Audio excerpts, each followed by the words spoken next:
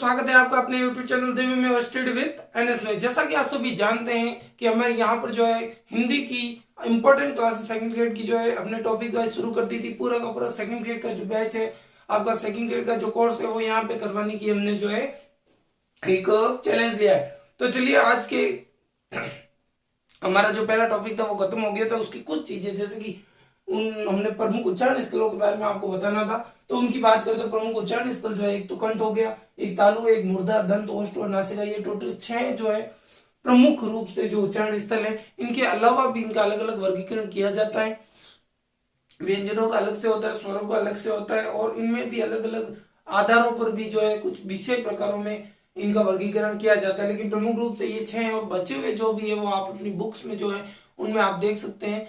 बहुत ही इंपॉर्टेंट है, आप जरूर पढ़िएगा और ये उन सब से इंपॉर्टेंट है। और अगला जो टॉपिक हमारा शुरू होने वाला है वो शब्द वर्गीकरण है। शब्द वर्गीकरण जैसे कि आपको पता ही है, हम कोई भी जो टॉपिक शुरू करते हैं तो उसके पहले हमें ये पता होना आवश्यक है कि उस शब्द का अर्थ क्या है। जो टॉपिक हम पढ़ रहे हैं उसमें लिखे शब्दों का अर्थ क्या होता है। तो सबसे पहले शब्द की बात की जाए तो शब्द का अर्थ होता है वर्णों, ध्वनियों या अक्षरों के सार्थक समूह को क्या कहते हैं, शब्द कहते हैं। परिभाषा बड़े ध्यान से देख लीजिएगा, हो सके तो अपनी कोई बुक हो, अपनी जो नोटबुक है उसमें उतार भी लीजिएगा। तो पूछ ले कि शब्द क्या है, तो वर्णों, ध्वनियों या अक्षरों के सार्थक समूह को क्या कहते हैं, हम शब्द कहते हैं। फिर होता है वर्गीकरण। वर्गीकरण का तो आपको पता ही है, बांटना, प्रकार, वो सब। ठीक है, आगे बात करें कि शब्द वह है जिसमें कोई न कोई अर्थ निहित होता है। कि भाई शब्द क्या है, तो शब्द वह है जिसमें किसी न किसी प्रकार का कोई न कोई अर्थ जो है निहित होता है।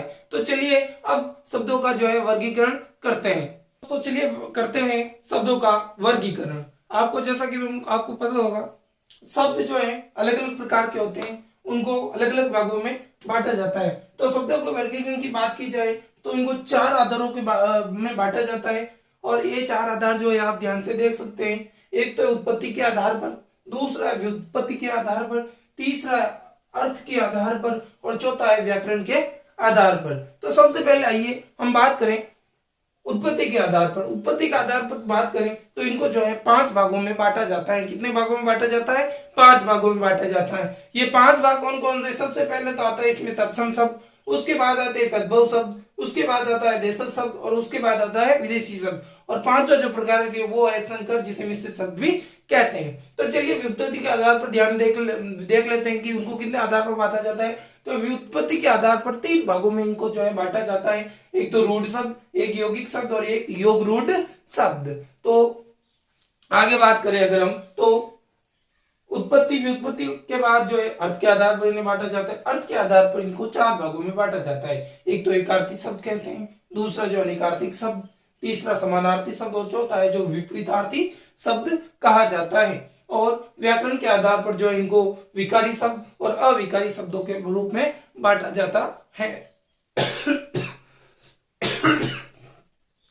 इनको इन 4 आधारों पर बांटा जाता है। इन 4 आधारों में अलग अलग प्रकार है। जैसे उत्पत्ति के आधार पर 5 प्रकार बताए गए हैं, व्युत्पत्ति के आधार पर पूरे 3 प्रकार बताए गए हैं। इधर देखो आप, अर्थ के आधार पर 4 प्रकार बताए गए और व्याकरण के आधार पर जो है 2 प्रकार बताए गए हैं। कल जो है हम उत्पत्ति के आधार पर इनके प्रकार जो है इनका विस्तृत रूप से जो है चर्चा करेंगे। तो आज की क्लास में बस इतना ही। कमेंट में जरूर बताइए कि आपको क्लास कैसी लगी और कहां पर आपको कमी लगी। तो ठीक है, फिर मिलेंगे नए वीडियो के साथ इसी वक्त इसी समय। थैंक यू, धन्यवाद।